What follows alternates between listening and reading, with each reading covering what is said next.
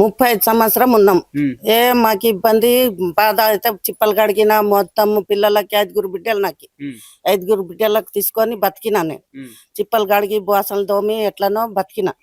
ఇప్పుడు పెళ్లిళ్ళు చేసిన 4 పిల్లలకి అవుతాయని ఇల్లు కట్టుకున్నా. ఈ 4 పిల్లలకి ఒక్కొక్క రూమ్ అంటే నాకు 4కి కావాలి, నాకు కూడా కావాలి. నాను మా అత్త ఉన్నది, నా మరిది ఉన్నాడు, అందరు ఉన్నాం.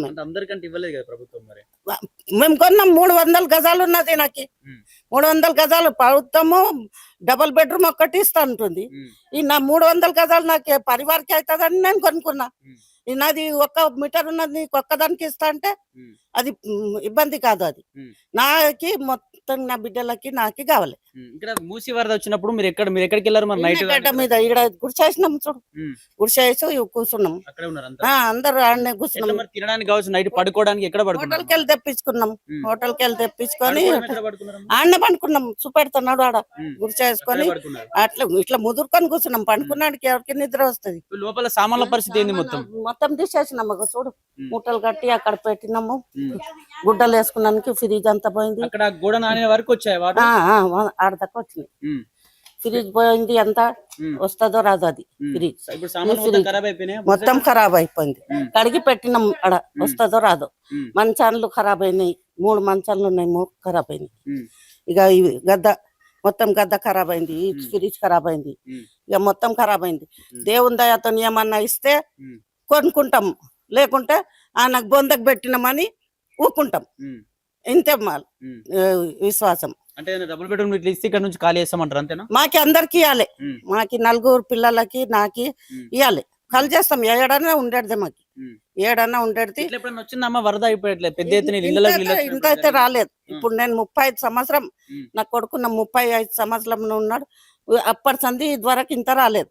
ఈ తొలత ఇప్పుడు కూడా వస్తే మాకు నీళ్లు ఇడుస్తున్నాము, మీరు పక్కకు జరుగుండి అని మాకు చెప్పి వస్తే ఏమన్నా మంచి మంచి సొమ్ములు తీసుకొని పక్కకు జరుగుతుంది. తీసుకొని పక్కకు ఏం ఎరకలేదు. ఏం ఈడికి వచ్చినాక మా బిడ్డ ఇల్లు ఉన్నది కింద, ఆ ఇంటికి వచ్చిందాక మాకు తెలియదు నీళ్ళు వస్తున్నాయని. ఇదాకా వచ్చినాం కదా, ఎప్పుడో ఇంత వస్తుంది పోతుంది అని ఇంతే అనుకున్నాం. వచ్చి పోలీసు వాళ్ళు చెప్తుండే అన్ని వస్తే.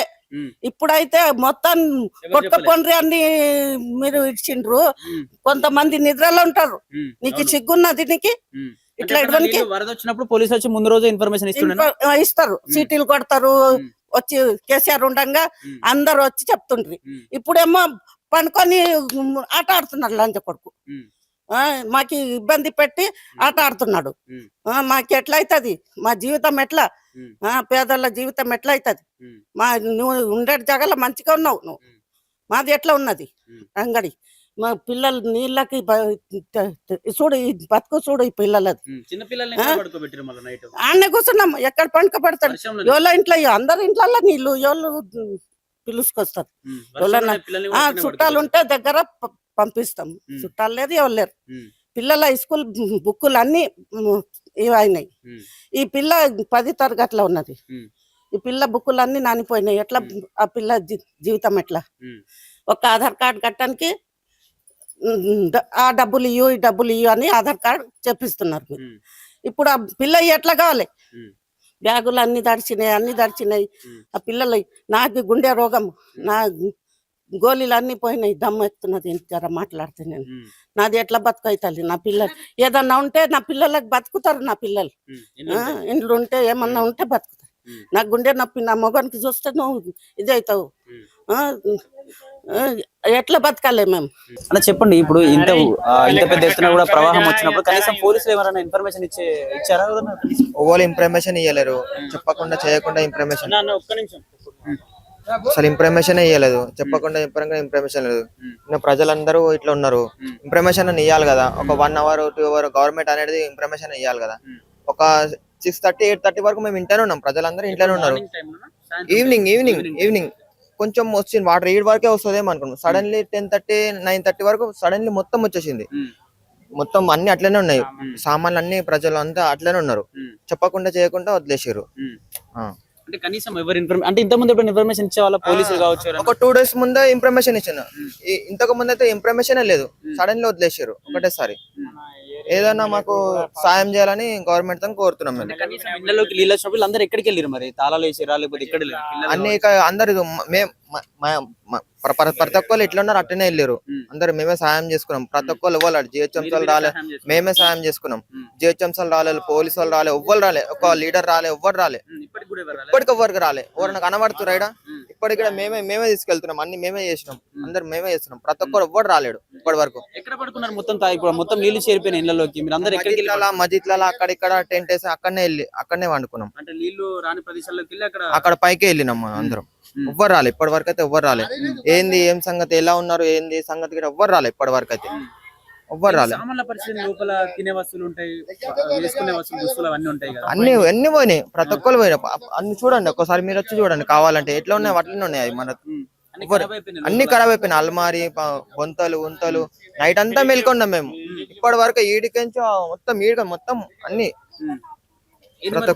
ప్రభుత్వం మరి హైడ్రా సిబ్బంది వచ్చి మరి ఏమేం జరిగింది? ఒక్క సీఎం రాలే, ఇప్పుడు ఇన్ఫర్మేషన్ ఇవ్వాలి కదా.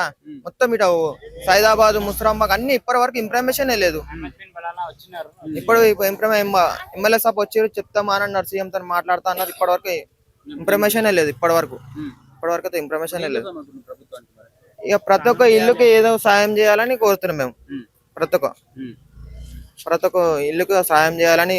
మొత్తం పాడైపోయినాయి ఇల్లులన్నీ అంటే ఇన్ని సంవత్సరం మీరు 30 సంవత్సరాల చుట్టూ అంటున్నారు, కానీ ఎప్పుడైనా ఇంత పెద్ద ప్రవాహం వచ్చింది? ఎప్పుడైనా వచ్చింది ఇంత పెద్ద ఎత్తున?